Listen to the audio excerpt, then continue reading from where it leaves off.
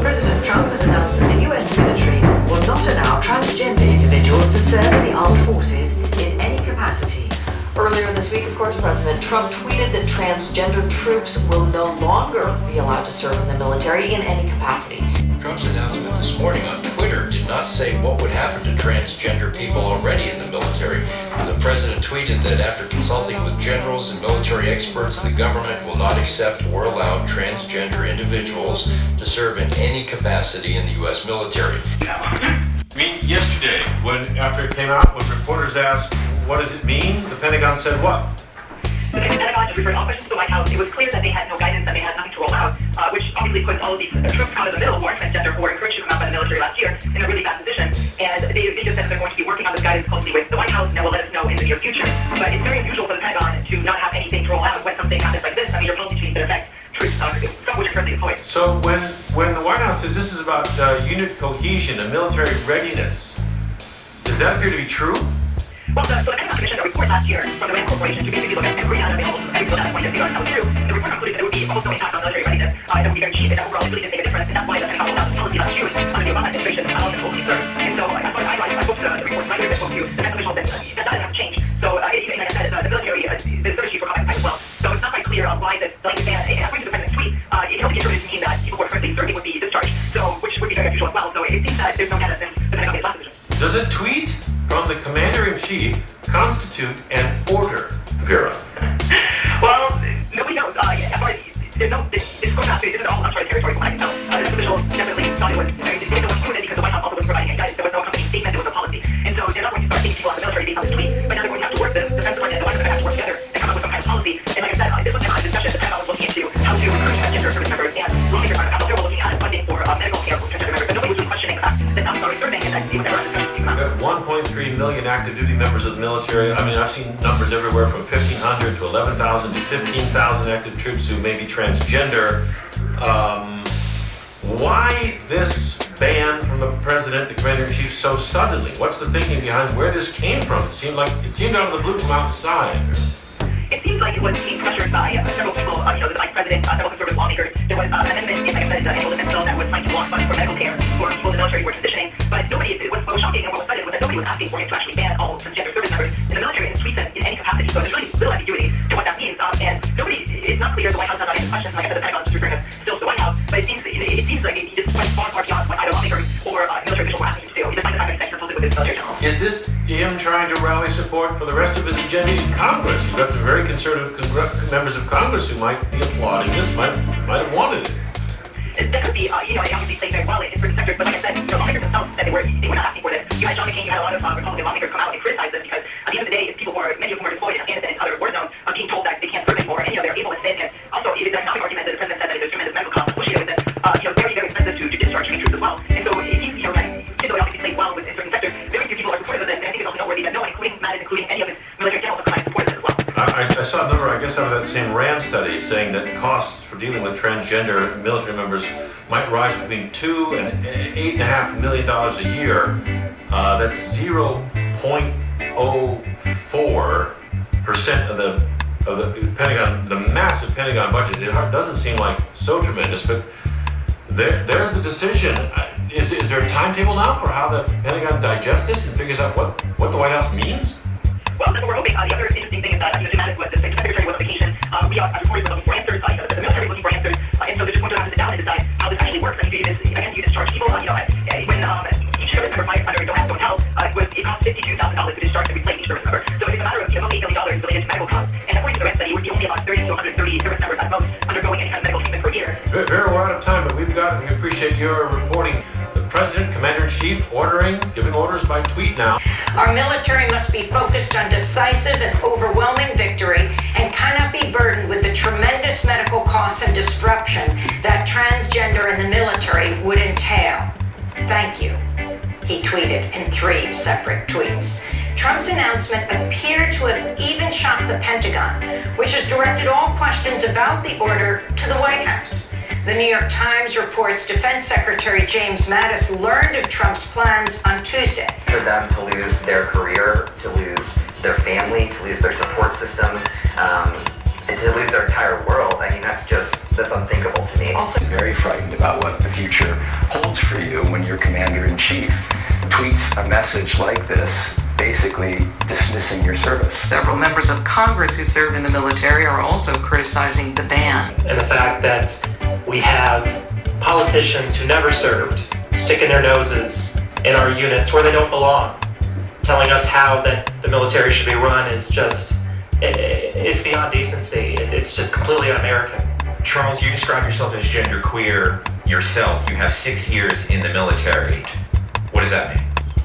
I think that people understand the movement, and I think people not only see the movement, but especially young people. People who don't know. It used to be, oh my God, they're up there undressed and everything, and oh, it's obscene. We don't hear that so much anymore because everybody's there. And that's one of the most, perhaps, complete kind of groupings where people are there to enjoy, to protest, and to show themselves at the same time. The Gay Officers Action League. Well, under Don't Ask, Don't Tell, we had a lot of bisexual or gay and lesbian service members who were kicked out with absolutely no evidence that they'd engaged in any sort of homosexual conduct. So even genderqueer folks are, I would say, under the gun right now in terms of looking at their career and the military deciding whether or not they're worthy to serve, which is completely ludicrous to me and to so many of us who've served with folks who fall on the spectrum. So Charles, you mentioned Don't Ask, Don't Tell. Of course, there was the change in policy under the Obama administration. From where you sit, Charles Clymer, what's going on here politically with the ability of LGBT people to serve? Just because your limited view is that everyone's there to serve you and that you're the only person in the world, it doesn't work that way. But many questions remain unanswered as to what will happen to the estimated 15,000 trans service members currently in the military.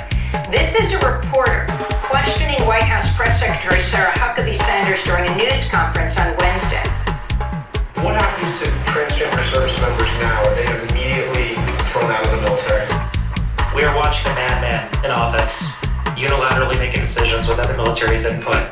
I think James Mattis, I think that most of our senior military leadership, not to mention the hundreds of thousands of officers who overlook everyone in the military, they believe in one standard, and either you meet that standard or you don't. And whether you're gay or straight or transgender or cisgender, that has nothing to do with it. We're looking at not a man trying to cut down costs, but this is about fear and loathing of transgender Americans. According to the Trans Military Project, some 15,500 transgender individuals currently serve in the U.S. military. Transgender people are twice as likely to serve than cisgender people, and there's no other known organization that employs more transgender people than the U.S. military. This exists, that you can have a sex assigned at birth, and that cannot be who you actually really are internally and how you identify in terms of your gender, and that can change. And that is just another form of human expression. So we're right in the middle right now of that really important conversation of people becoming familiar with the existence of transgender people. And I will say, Religion has been used as a rationale for many issues over the years, including some that people have changed their mind on. but just like we made progress around how people felt about homosexuality generally or same-sex relationships, familiarity, knowing someone who is transgender, even someone like Caitlyn Jenner, who has political views that even I would disagree with, at least what Caitlyn Jenner provides and other transgender individuals that people know is the idea that this conversation around the military actually provides an excellent portal for people to begin thinking about who are transgender people, do they know anyone who's transgender, and educating themselves about transgender identity, and coming to a greater level of comfort. That's all this is. Staff Sergeant Patricia King, have you been willing to put your life on the line and die for this country? Well, of course I've been willing to do my job. That's what raising your right hand and serving in the Army means. And how do you feel about it? Well, I will tell you that I have been so proud to have the opportunity to serve my country, and I've been honored to be able to serve openly for the last 2 years. So certainly I'm hopeful that I will have the opportunity to continue to serve. This is where I love to be. Patricia King, the Pentagon has made gender reassignment a covered health benefit that was ordered by the Obama administration. What do your colleagues, your friends who are part of your transgender service nonprofit that you're part of, say about that benefit and the prospect of losing it? Well, I think it's important to remember that both Rand Corp as well as the New England Journal of Medicine did independent studies on the cost. And aside from that, the DoD embarked on a 1-year study to determine what the cost would be. And all three, as well as the 18 partner nations with open trans service, have all determined that the cost is nominal and that it is worth the benefit of retaining the best and brightest service members in our military. So what exactly does this mean? I mean, if he is banning all service members who are trans, are they going to bases all over the world, not to mention bases here like yours, Fort Lewis, and kick you out? You know, I couldn't speak to what's going to happen next. What I know is that I've been serving for 18 years now. I've served honorably and proudly, and it's my intention to continue to serve, so it's my goal to make it so that I can do that. Now, the Pentagon has made gender reassignment a covered health benefit, as ordered by the Obama administration. What would it mean to transgender service members to lose this benefit? Well, I don't think that healthcare should be considered a benefit, first of all. We have to remember that what the previous Secretary of Defense said was that all medically necessary care will be covered. And it's hard to consider something that's medically necessary a benefit. Most of us who serve, the most important thing to us is the ability to continue serving our country. So while my healthcare is a concern, my major concern right now is that I've been serving this country for almost 2 decades. I love my country, and I just want to be able to continue to serve. Can you talk about why you joined the military? Initially, I joined out of high school, and it was very much a soul-searching opportunity. I came into the military in an effort to figure out who I was and where my place in the world was. What I immediately found out is just how much I love the military. I love the camaraderie and the opportunity to make a difference, and that's what's kept me here for 18 years. So tell us about what happened when you came out 2 years ago. What was the reaction like, and how difficult was that decision to change your gender? Well, that decision was a lifetime in the making for me. I originally knew that I was transgender as a youth and spent 20 years wrestling with the decision to come out and live an authentic life. And I was so thankful when I finally did make that decision. It doesn't matter who you are. What matters is whether or not you can do your job. A study by the Rand Corporation estimates gender reassignment treatments would cost the military. So defense spending overall, this appropriations budget kind of butted up against this more specific issue of spending federal dollars on gender reassignment surgeries for transgender service members. That's exactly right. And it just so happened that they found kind of a sympathetic audience in President Trump, who had these meetings several months ago with unknown military leaders, and happened to be a friendly audience for conservatives in Congress who were vehemently opposed to government funds going to gender reassignment surgeries. And in fact, you know, it's notable, he went much farther than they had asked. They were opposed simply to government funds going to these medical costs, and he banned outright transgender military service, which, as far as we know, nobody was asking for. Your response to this, Staff Sergeant King? Soldiering is one of the greatest honors that anybody in this country can have. And I will tell you that Rand Corporation did an exhaustive study. The New England Journal of Medicine did their own independent study. And then the Department of Defense did a study in which they looked at militaries like yours in Britain, who has had open transgender service for quite some time.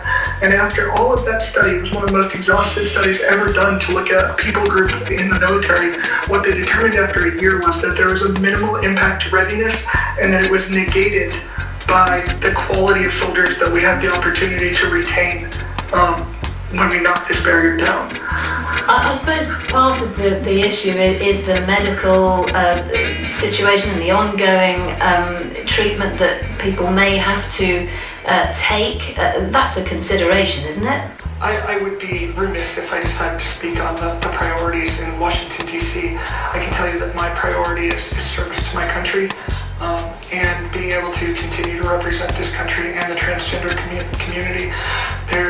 I know dozens and dozens of service members who their main concern is focusing on the freedom of our country and continuing to provide that freedom.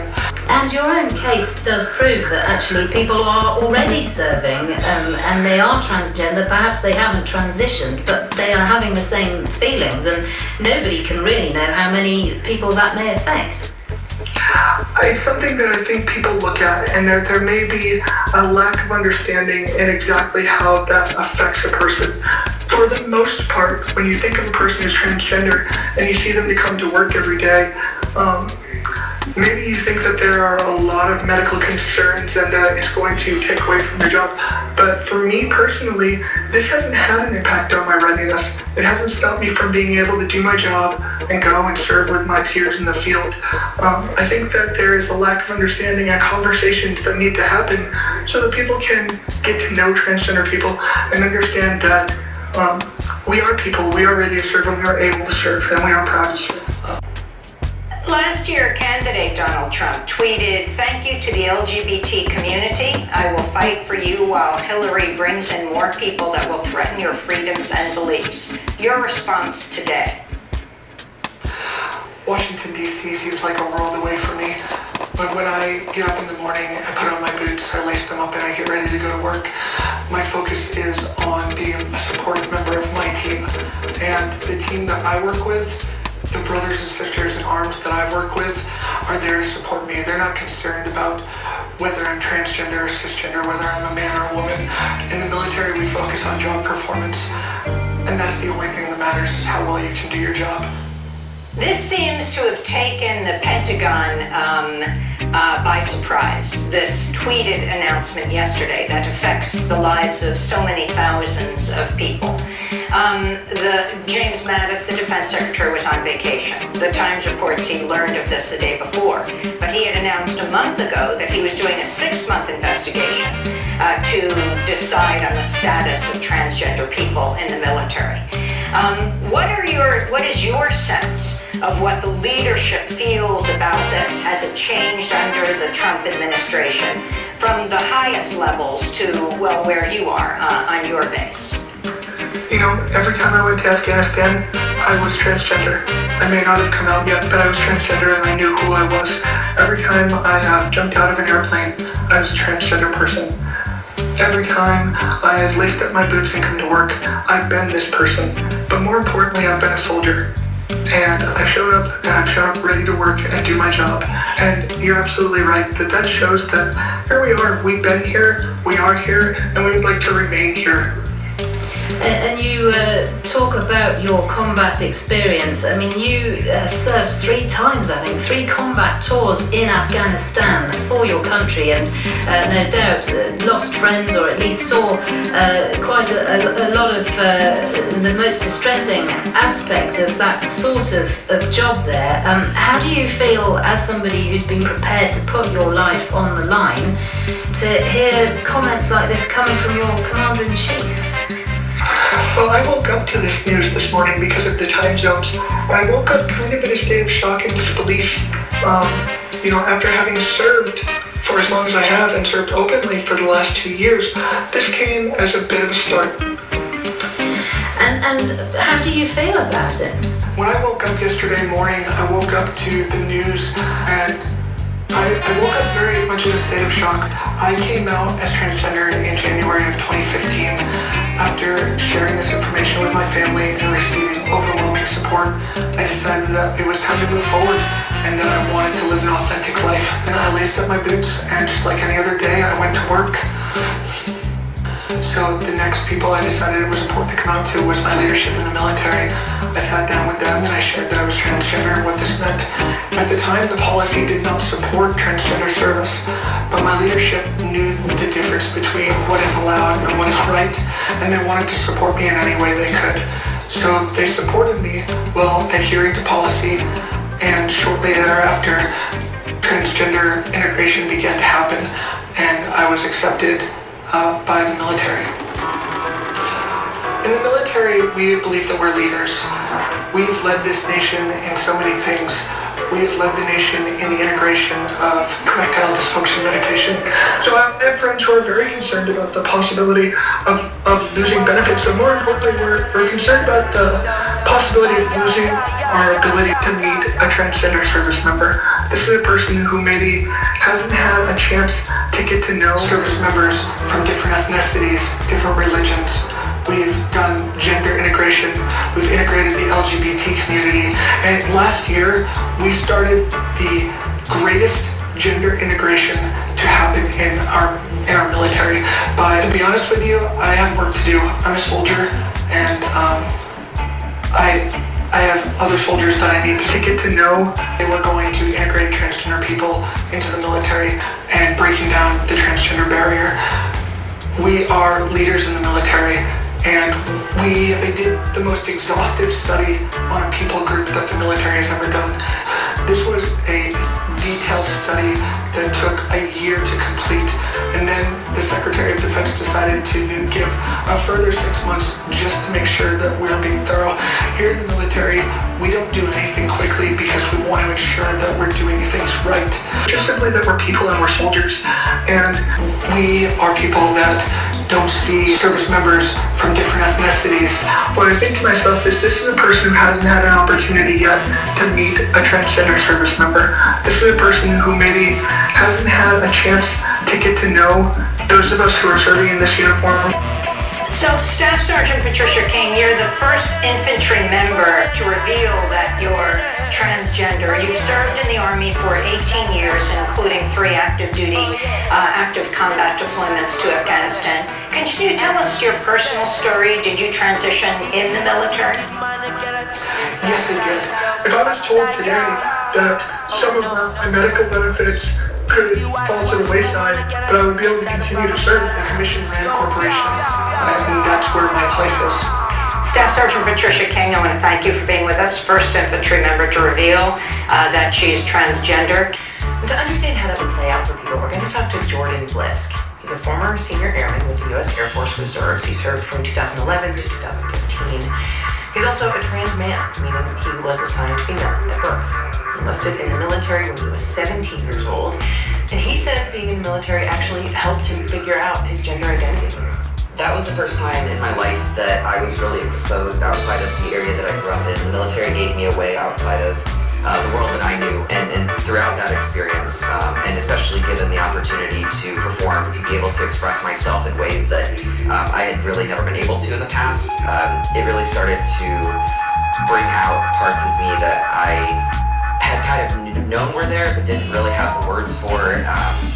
I started realizing that, hey, my sexuality is this, but that doesn't mean anything as far as who I am. So it definitely caused a lot of problems in my personal life, a lot of stress. And then last year, President Obama's Defense Secretary Ash Carter lifted the ban on transgender service members. You were in active service at that time, but how did that feel when you heard about it? It felt great. It felt good to know at that point that, the military, who is the largest employer of transgender people in the entire world, the U.S. military is, to know that they were making steps towards being affirming towards people like me, it felt amazing. And so now to feel, this tension right with what we're going through right now, it's very scary, and it definitely sends the opposite message of hope that I felt a year ago. We don't have all the details yet on what President Trump is proposing to do, but it sounds like he essentially wants to reinstate the ban on transgender service members. I mean, knowing what you know about your own experience when there was such a ban in place, what consequences do you think that would have for trans men and women now? I think it's absolutely devastating. I know a lot of people, very good soldiers, sailors, airmen, and Marines, who have dedicated their lives to the military and to protecting the United States. And for them to lose their career, to lose their family, to lose their support system, and to lose their entire world, I mean, that's unthinkable to me, especially when they've done nothing wrong. And so I think if we're talking about potentially trying to go after troops that are currently serving, that's going to devastate them from a career perspective, from a family perspective, from a financial perspective, from every single way because the military is everything to you. Joseph Dunford is reacting to President Trump's tweet that announced the pro-LGBT policy approved during the Obama administration would be overturned. I was told by officials yesterday at the Pentagon that everyone was caught, quote, flat-footed by these tweets by the president, who basically said, after consultation with my generals and military experts, please be advised that the United States government will not accept or allow transgender individuals to serve in any capacity in the U.S. military. People said they were completely caught by surprise. They were concerned by this, and basically everyone was looking at each other and saying, "What does this mean?" No one had any idea what this meant. And like I said, this was not a discussion. The Pentagon was looking into how to recruit transgender service members, and lawmakers on Capitol Hill were looking at funding for medical care for transgender members, but nobody was questioning that. I'm sorry, certain, and that you would never understand. Well, the White House says it is prepared to work out details of a decision to overturn an Obama-era policy that allowed transgender people to serve in the U.S. military, but the recently appointed spokeswoman for President Trump, Sarah Huckabee Sanders, declined to say today whether a policy had actually been formulated. Earlier today, the chairman of the Joint Chiefs of Staff announced the Defense Department had not received direction on the new policy the president announced yesterday on Twitter. And so for now, that policy allowing transgender people to serve in the U.S. military remains unchanged. And Kate, before we let you go, you had mentioned that you will sue if that you are preparing to do that. Are there particular cases that you're preparing now? Is it still kind of in the formative stages, or are there potential litigants that NCLR is preparing to defend? There are litigants that we have and that we've spoken to. The law is very clear already that Title VII, which prohibits discrimination based on sex, includes gender identity and sexual orientation. Gender is in your head and sex is between your legs. I'm a transgender woman. And to hear more about that, we're now joined by Tam. First to you. This sounds like a 180-degree reversal from the direction the military services have been taking. What more do we know about Trump's decision? I was absolutely shocked. We had not anticipated this whatsoever, and I think it's just another example of how this president is just waking up each morning and just shooting off tweets left, right, and center. But what is incredibly disruptive to our country to be living in this state of affairs. And Dean Spade, talk about your response yesterday when you read what President Trump said. There was no press release, no briefing from administration policy experts, no fact sheet. It was literally just 3 tweets sent at 9 a.m. And in his statement on Twitter, President Trump said that the military must be focused on victory and, quote, cannot be burdened with the tremendous medical costs and disruption that transgender in the military would entail. There will be no change to current policy until the president's direction is received by the Secretary of Defense. House Speaker Paul Ryan on Capitol Hill today said he's reserving judgment. Hello everyone and Assalamu alaikum. Thank you so much. Today is the Trans Visibility Day. Trump posted a series of tweets yesterday about banning transgender people from the military, which seems to have preempted a formal Defense Department review of current policy. Look, I think sometimes you have to make decisions, and once he made a decision, he didn't feel it was necessary to hold that decision, and they're going to work together with the Department of Defense to lawfully implement it. Phil Ewing, we heard Tam make reference to the claim of tremendous medical cost and disruption posed by transgender individuals in the service. What backs up that statement? Do you know that? Here's a little about what we know for the background there. The Rain Corporation did a study over the past few years as the Obama administration, before this current one, began relaxing personnel policies in the force. And it estimated that there were about 6,300 transgender troops across the active reserve and National Guard components. That's out of a total force of about 1.3 million.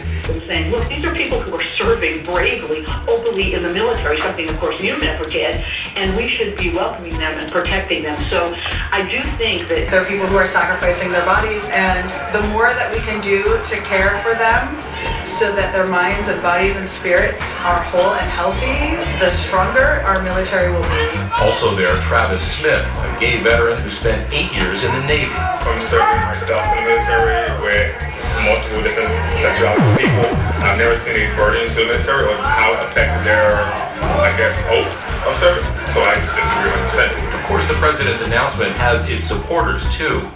Retired Air Force veteran Larry Kane, who lives in San Diego, says Trump did the right thing.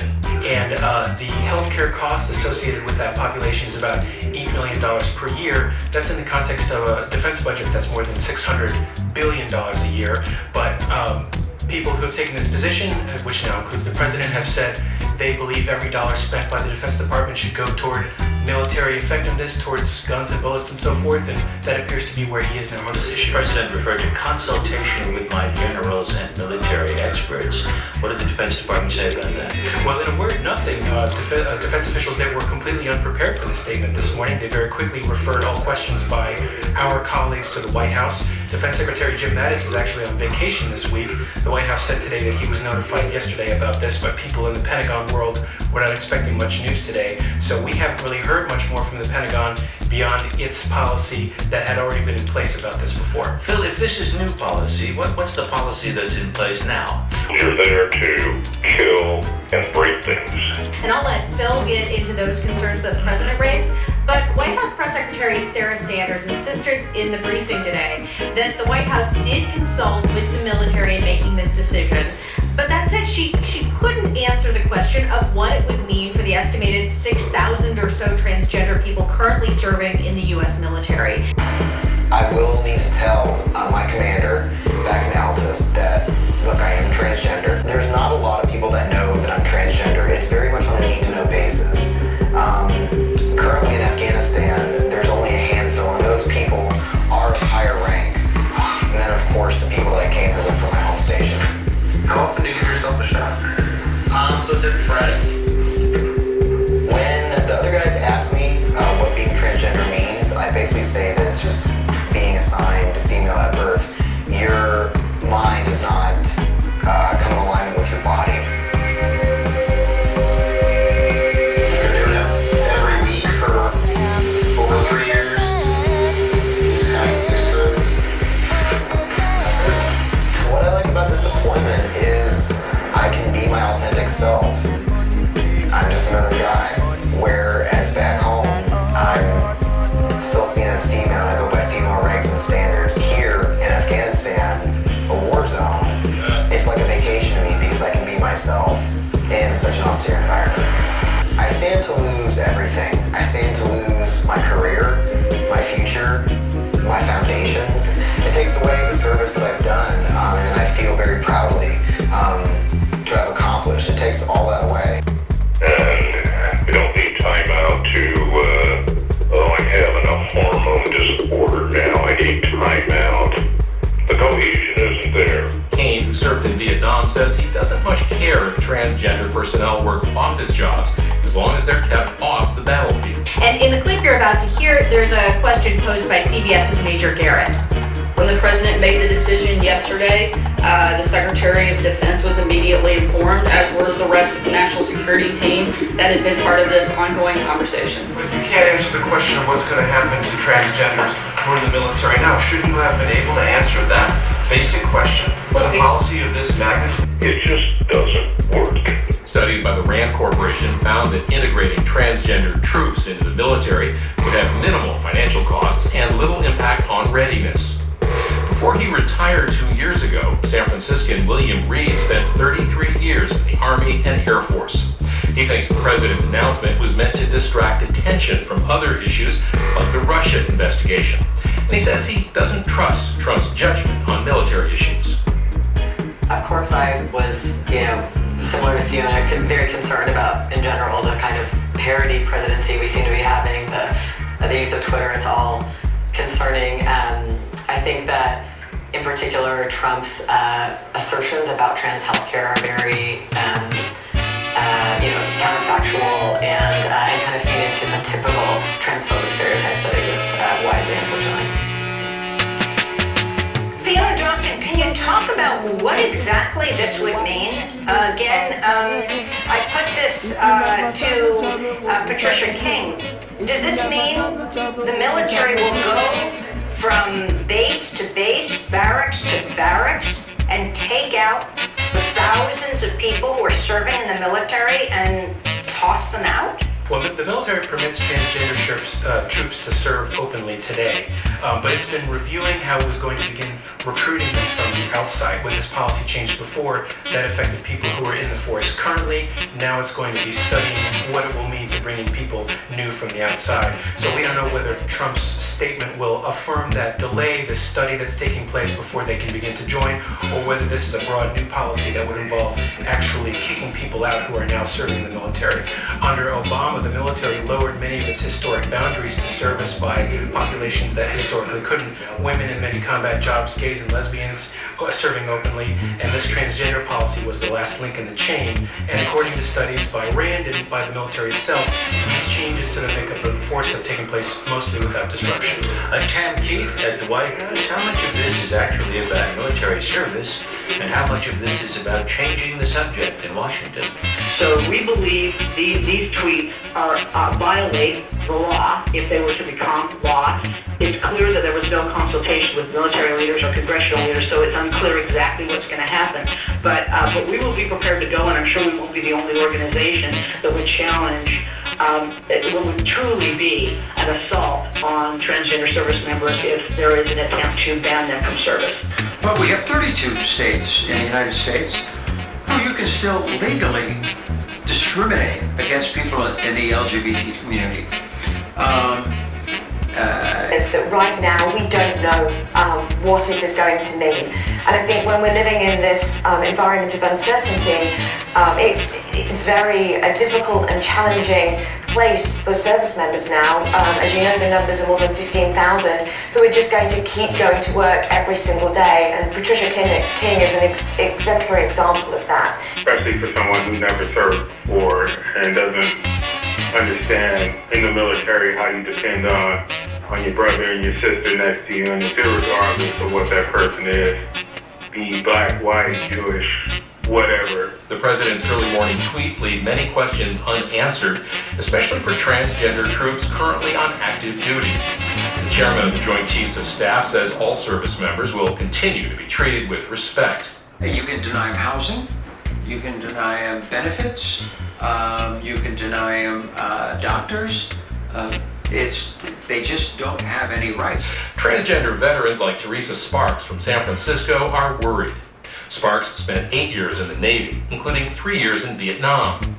Now she wonders how the new policy could affect people like her. Is he going to cut off my benefits because I was a veteran and served? Will I no longer be able to buy a house under the GI Bill? Will I no longer get education benefits? Will I no longer get health care? Questions like those did not seem to be taken into consideration when the president announced his policy change via Twitter. Those directly affected by it are waiting for answers. I mean, I think that's a really concerning framework. A lot of my broader work has been about access to trans people's healthcare needs in Medicaid, access to trans people's healthcare needs in their other, job healthcare plans. And so this is kind of a classic political move. Again, I think trans people are used often in this way politically. So a lot of people on the right will use trans people as kind of a moral issue and try to stir up fear and concern, which is often focused on our healthcare needs because there's a lot of stereotyping and misunderstanding there. So I think we see that happening. We see people on the right, in the backdrop of this story, wanting to stir up their constituents and frame themselves as morally right and distract from the fact that they're actually politicians representing the 1%, not their constituents. And on the other side, we see people on the left, which includes, I think institutions like the U.S. military, but often also politicians who want to make themselves look progressive by saying something bland about trans equality or trans people serving in the military. But when it comes down to the main issues facing trans people in the United States, like violent policing, extreme rates of incarceration, poverty, on all the policy issues that most matter to trans people's survival, they're not there. So I think it's interesting to notice how both the left and the right uses the figure of the controversial figure of trans people to their political expediency, but without actually getting into what trans people really need most and what would for the life and well-being of the most trans people. Kristen Beck, the 20-year veteran of the Navy SEALs, including SEAL Team 6, which killed Osama bin Laden, challenged President Trump Wednesday yesterday over the ban. She's the first transgender Navy SEAL. She told the news site Business Insider, "Let's meet face to face and you tell me I'm not worthy. Transgender doesn't matter. Do your service," she said. Fiona Dawson. I commend Kristen Beck for coming out and challenging Donald Trump in this way. I also would implore Donald Trump to actually meet the service members that are essentially under his leadership. Numbers more than 15,000, and I would love for him to meet Logan Island and Layla Island, who were in a short film that he showed the clip of, and many of the other service members in groups like Sparta. And of course, we have our feature documentary coming out in January that is also going to feature more trans service members who have the courage to go inside the Pentagon and share their personal stories with top brass officials over the last couple of years. So these service members have been putting themselves on the line for years and years and years. I think it's completely disrespectful for Donald Trump to fire off these tweets yesterday without truly knowing who these people are, and I think that he should meet trans service members. And so people also said that religion was the reason why white people and black people shouldn't be able to get married. Or people said religion is the reason why women need to be treated as inferior to men. Or why black people should remain enslaved. Or why black people should remain enslaved. In those 32 cities. You can, in those 32 cities, actually get for proper identification, which is very important for trans people. You can even get your birth certificate changed to, let's say, male to female, from an M to an F. What we have to come to understand is that yesterday was a series of tweets. A tweet is not an executive order, and nor is it changing policy within the Department of Defense. This is something that was thoroughly examined and was deemed that there was no scientific reason why trans people can't serve. Well, that is hard to know for sure, but what we can say is that the issue of the military paying for gender reassignment surgeries had become a sticking point in legislation over on Capitol Hill to appropriate and authorize money for the military. This is also unprecedented. Typically, a president will allow military leaders to make these types of decisions. This is inappropriate for President Trump to come and try and tell military leaders how to lead their troops. And that this was far beyond leaders' expectations and caught many by surprise. And in terms of context, this could cause a massive culture war.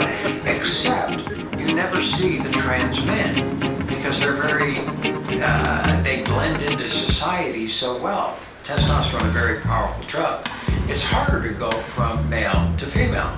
And so my question is sort of, how can we have a more complex conversation about the fact that yes, trans people are poor and underemployed and need real jobs? And realize that this is a place where they fulfill their hopes and their dreams, and they just happen to be transgender. So the notion that religion is used as a rationale for a position that you may disagree with, I agree, can make persuasion harder.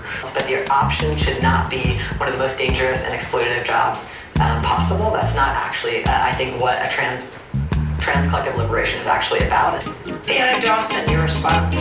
I have great respect of Professor May. I know we did have some common ground, however we have some significant differences on how we view this issue. Through my experience of coming to know many trans service members and just listening to their personal stories, I realised that the military is a very important employer and a way of them providing for their families, being able to access healthcare, be able to access housing, be able to live the life that most Americans want to live. Trans people are twice as likely to be unemployed and yet twice as likely to join the military. The people that I know have not been coerced or forced to join the military, and this is a job that they want to do. And I think Patricia King was a wonderful example just now. She's now served for 18 years. Thank you. Staff Sergeant Patricia King, your thoughts. I just want you to know that no matter what, service members are going to continue to serve and do their job as long as they're in the military, and that is the same for transgender service members as anybody else. We will continue to serve honorably and with pride because that's why we enlisted in the military in the first place. They join the military for the same reasons that cisgender people join the military. And the debate about imperialism and whether we should have the military should be taken outside of the debate about whether trans people should be able to serve or not. And that is the issue that we need to focus on, is the equal opportunity in this country to be able to serve in the military. I agree that you should not have to join the military to access these things, but the reality is that people are. My main mission is building LGBTQ equality in this country. And when you see a Harris poll that says that 78% of Americans think that being a military officer is a prestigious job, 64% of Americans would encourage their child to become a military officer, you realise that our trans service members are a way of relating to cisgender Americans who don't know that they might know a trans person. It's a way of people coming to understand who trans people are. And I feel like the military is a place that can unite people. One of the best ways to try to persuade people is to get someone they already trust to talk to them about an issue. And I would say that, including on religion, that is probably an issue there too. Deeply religious people do not have uniform views. And so one way, if you're trying to persuade someone who's citing religion, is to think about, there may well be someone who cites religion on the opposite end of this same issue. And so I had no idea what the response was going to be. if I did this. I mean, at the time, I was getting destroyed by the tabloids, just destroyed by them. I had 2 or 3 cars following me everywhere I went. I couldn't move without some paparazzi taking a picture, and then, you know, some rag magazine all over the world writing some stupid article. But no, you don't, it's not like, no, not even close. It's a television show. That's what I do for a living. I've been doing it for 40 years. It's like, no, I don't go there. It's not like I do a television show because I'm asking for paparazzis and all that. I did that show. Why? Because, hey, I enjoy fun, I enjoy working, but more importantly, I enjoy working with my children. I thought it was a great opportunity for my kids. And you know what? It was. You look at my children. They took that show and used that show and built up a great business for themselves. And I'm very proud of them for doing that, you know. And so, yeah, that what it was all about. It wasn't about me. You know, I stayed in the background as much as I could.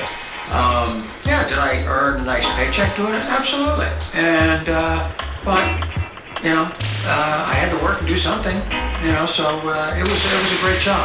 But I didn't do that, so I would have paparazzis following me. I'm still a very private person. I literally had to put up walls around my house before I came out. You know, so the paparazzis couldn't take pictures from other hills. You know, I had them chasing me all over. I outraced them. I'd ride my motorcycle and put a helmet on so they didn't know who was driving. I mean, I did everything for years just to get away from these guys. What crime? You know? Why is that? What is that? What went through your head? The turmoil. Oh, well, first of all, I did everything right. Everything right. So, yeah, that's the tough side of this issue.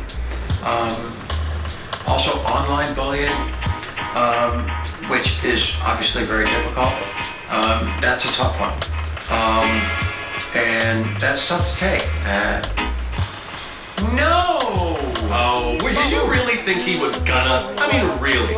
Did you really think you were gonna get a phone call? Honestly, I was hoping, you know, hey, Donald, come on. I called him out. Let's go. Let's get it going. But the bottom line is, it's Donald Trump. He signed it, okay? And he hired himself. I know people that were in the room and talked to the people that were in the room. And so the bottom line is, it is Donald Trump and it's his administration. Bottom line, Trump is the man, he's the president. Said he wanted to play golf with me, and I thought anything that goes on in that administration, it's bottom line. After he did the Title IX thing was just an absolute disaster for me. I'd like to read very briefly. The poem says, I wish you would. Sure, the poem says, my mirror does not define me. Not the stranger that looks back at me, not the smooth face that belongs to someone else, not the eyes that gleam with sadness when I look for him and can only see her. Bottom line. That's Caitlyn Jenner. Her new book is called The Secrets of My Life. She will be signing copies at the 6th and I Historic Synagogue in Washington. Thank you so much for talking to us. Thank you. This is a disaster. Bottom line, it was my pleasure. Charles Clymer, Army veteran of 6 years. Before we go, your final thoughts? I just want to say to Patricia and every other transgender American serving openly right now, we got your backs. And we're just not going to let this happen without a fight. Thank you.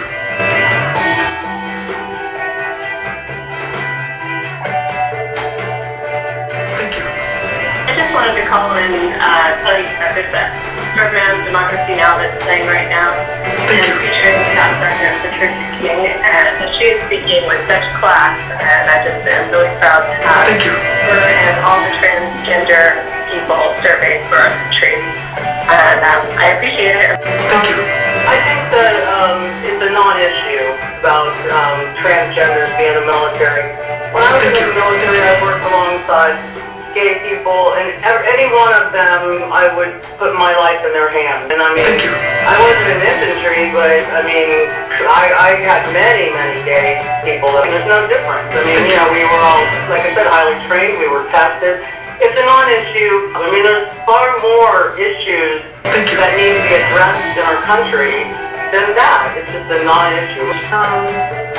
As far as the transgender in the military, to me, once a person transposes into the sex that they were born to, they're that person. Thank you. So it shouldn't be, it's a non-issue. If they trans into a man from a woman, then they're a man. So they're going into the military as a man. That's how I see that. Thank you. I don't know when they talk about gender identity, if anybody's familiar with the process of hermaphroditism. Thank you. But there was a lot of studies done. That's when you're born with really kind of an indeterminate sex. Is that You're born with both sexes. Both sexes. You have both anatomical conditions. And so that's part of nature. Yes, and there was a study done that shows that people are not boy or girl, but they're on a spectrum from boyness to girlness.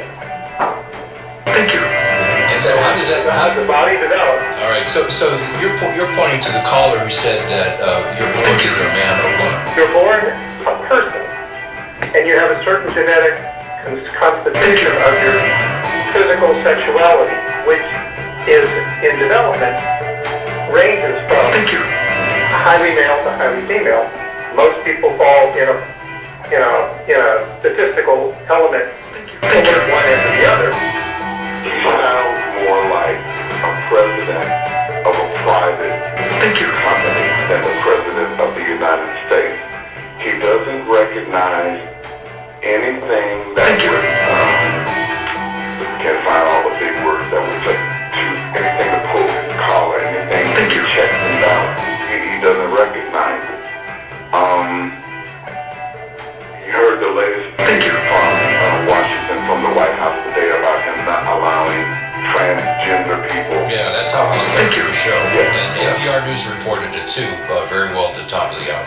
Right. And what I would like to say is, I was saying some other things, and that would raise a firestorm, but I'm not trying to raise a firestorm. Why didn't we vote for Barack Obama? We voted for Barack Obama because George Bush Jr. in a clown car with your 401k, my 401k, whatever stocks we may have, whatever other options in that clown car, and was careening off of a cliff. Good morning there, the person of Tampa Bay. I want to say we ought to make a transsexual special forces. I'm just trying to make it a win-win situation. You got the trans that are upset, you got the straight people that are upset. I was in the Navy. But anyways, that's my question. Why wouldn't he just make them unified in a certain aspect of our Defense Department and give them a special name? I mean, all right. Well, I'm a combat veteran as well. I was Army. I was a leader in combat. I did 4 tours in Iraq and 1 in Afghanistan. And I can say that transgender is a big deal. And not only am I a veteran, but I'm also a Christian, so I believe that God created us to be man or woman at birth. We don't choose our gender. So to say that transgender doesn't have an effect, it does. But I was infantry. We didn't have anything other than each other in the infantry. Do you think it's possible? Do you think it's possible, though, that, for whatever reason, that somebody's born and they just feel they're in the wrong body. As they grow up, they just feel that something's not right, and that when they make the gender switch, that they feel much more comfortable and much at ease. Do you think that that's possible? No.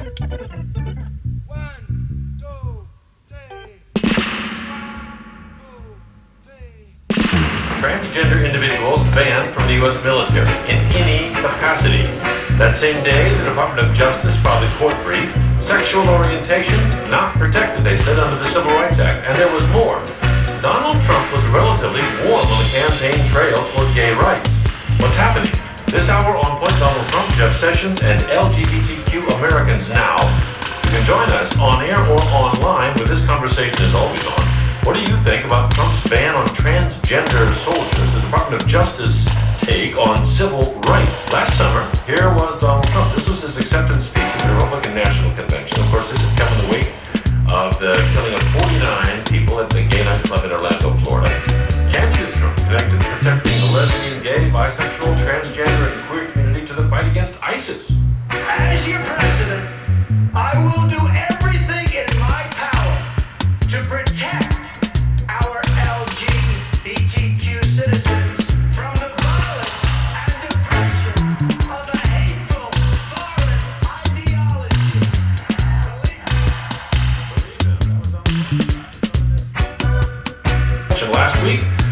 comes out, transgender out of the U.S. military.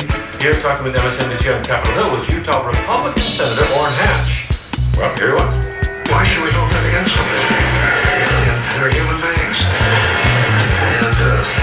And many of them are extremely talented human beings. So, we should be up with everybody. And from the American Civil Liberties Union on Thursday, James Essex said that LGBT community feels targeted. Here he was after the Trump tweet. I think the community feels very much under attack and under siege by this administration. In a very real sense, it's the administration's anti-LGBT day. I wish I could see something very coherent, but I'm afraid I don't. I think that the transgender ban seems to be a response by Trump to the possibility that his spending bill would not get through the Congress without the removal from it of the budget for spending on medical care for transgender troops, and impulsively was declared by Twitter that therefore all transgender troops should be banned in any capacity, which was far more, in fact, than anybody on the religious right was even asking. The Justice Department case is really about whether sexual orientation is protected under sex discrimination. No.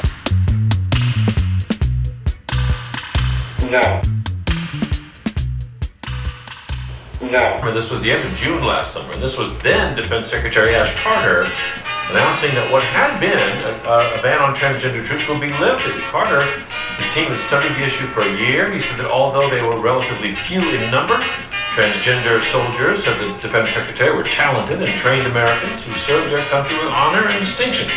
Army Chief of Staff General Milley recently reminded us of this when he said, and I quote him, "The United States Army is open to all Americans who meet the standard, regardless of who they are. Embedded within our Constitution is that very principle, that all Americans are free and equal. And we as an Army are sworn to protect and defend that very principle. And we are sworn to even die for that principle. So if we in uniform are willing to die for that principle, then we in uniform should be willing to live by that principle." That was last year. Here's how she responded to one reporter's question about the president's tweet. Does that mean that those that are now in theater, that are now deployed to Afghanistan, for example, will have to be immediately sent home and Again, discharged? implementation policy is going to be something that the White House and the Department of Defense have to work together to lawfully determine. And, I would imagine the Department of Defense will be the lead on that and be posted as that takes place. I do have a little doubt. But the trouble with having a commander-in-chief who is completely unfit to be commander-in-chief is that you can quarantine him to some extent. I mean, you can keep going in some respects without him being involved. But when he does something like this, even though it is outside the normal channels, it is certainly irrelevant to the chain of command. It is simply his mouthing off in public. Nonetheless, as a human being and an individual person, he is the commander-in-chief, and he just gave a directive. My sense is that the military is scrambling at this point to figure out what to do. I suspect that there will be considerable resistance to this, that they will maybe postpone something until this review continues, but I don't know what's going on in the inner workings of Jim Mattis's mind at this point. I mean, he was on vacation last week, he's back now. So we'll see what happens. It would be quite remarkable if the U.S. military resisted such a thing and went about its business in due course. On the other hand, it is quite remarkable that a president was behaving this way. So we're in completely uncharted territory because we have someone in the White House who simply should not be in the White House.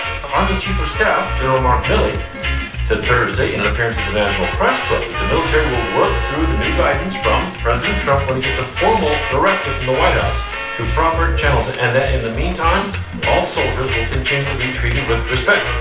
It should be no surprise to anyone, but the entire force, the entire chain of command will, always has, will today, and will tomorrow, and always should treat every single soldier, sailor, airman, Marine, Coast Guard with dignity and respect for their service and the cloth of our nation, bar none. Bar none, he says. Their former Army Secretary Eric Fanning, the first openly gay leader of any U.S. military branch, described the way transgender service members are likely feeling in the wake of the president's tweet. Here he was last week on NBC. If you're a transgender service member anywhere in the world, you were already nervous by what you were hearing, and now you're probably very confused and very frightened about what the future holds for you when your commander-in-chief tweets a message like this, basically dismissing your service. Former Army Secretary there. I mean, you're a kind of legal defenders here. Do you see room to come in here legally and wrangle with this? Well, the president has really messed with the wrong people here by picking on volunteers who are serving their country honorably. The president has really attacked not just transgender members of the military, but trans and LGBT people everywhere. And Lambda Legal has been fighting for open military service for LGBT people since the 1970s. And with OutServe and SLDN, our partners that represent military service members and veterans, we will sue and we will win. In what kind of form would you sue over this? And what's the track record on this front? Well, it was a long fight. The end of the Don't Ask, Don't Tell policy that barred open military service by lesbian, gay, and bisexual members of the military took a very long time and was a combination of litigation and action by Congress, and ultimately implemented by the Defense Department. The Defense Department has been implementing open military service for transgender service members without incident and with an enormous amount of success. And I think what's really notable about what happened last week is that the public visibility for transgender adults who are serving their country honorably was suddenly everywhere, and that people could see how accomplished, how skilled, how proud trans people are to the majority of the American public. By a Reuters poll out today, says 58% of people support open service by trans people in the military. And I think that's really, that to the extent that the president thought that he could pick on LGBT people, and particularly on trans people, and that no one would care, he clearly miscalculated. Is this something that's ultimately decided at the ballot box? Does this go back to politics? Well, I think we found with the ban on open to gay people in the military, in the end you have to go to Congress. And this is, the commander-in-chief has enormous power, and this is the thing that makes it problematic. He has enormous power over the troops he commands and what he does. But there are other issues here, such as whether the executive branch can simply bar an entire class of people for no actual rational reason. Well, first I think it's important to frame what this is about, right? This is about jobs. This is about if you are lesbian, gay, bisexual, or transgender, can you get a job and can you keep a job? And are you protected at work from discrimination based on your sexual orientation or your gender identity? And what happened here is that the Justice Department went out of its way to enter into a case where their opinion was not required by the court to say that they oppose a reading of the Civil Rights Act that protects the jobs of LGBT people. And where we are right now is looking at how do you get to the Supreme Court taking up this issue, because that's really what needs to happen next. Legally, where do you think the legal system might come down on this, John? Well, it's very hard to say, because I think it is certainly true that we have seen a very difficult challenge for these groups, but ultimately we've seen great success. Obergefell in 2015 on same-sex marriage was a historic moment that came from hard litigation and hard work, both legally and politically.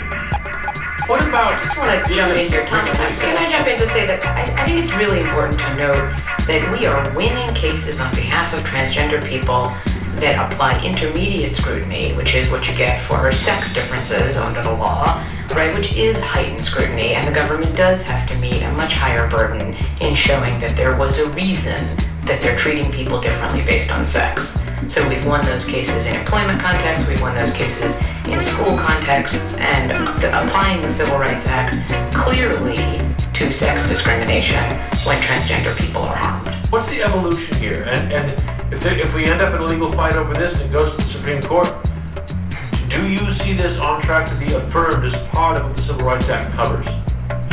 I have to tell you, I think that this could go very easily either way, because it's not just simply a question of what should be decided, but who should decide it. Sure. I think what we have right now is a circuit split. We have the Seventh Circuit Court of Appeals has already sat as a full court and said resoundingly that this is a form of sex discrimination. The Second Circuit is about to take up this case as a full court, which they do, I think it's worth noting, extremely rarely. This will be the third time since 2011 that the Second Circuit Court of Appeals has sat together to discuss anything. So it really is... It's a big deal. They're treating it with weight. The law refers to sex and whether it can be extended to sexual orientation. There are many judges who are entirely in favor of equal protection, entirely in favor with the result of extending this to sexual orientation. Because it really is time for the Supreme Court to take up this issue. There's a significant circuit split, and people's lives and livelihoods are at stake. The truth is, what Richard said, is that they have lost the culture of war. If they've lost it, how are we under siege? They feel under siege right now. They feel under siege because their entire world has been turned upside down. To argue that we should bypass the political process, but we have the stronger arguments, and do this through the courts, I think is to do an end run around the democratic process.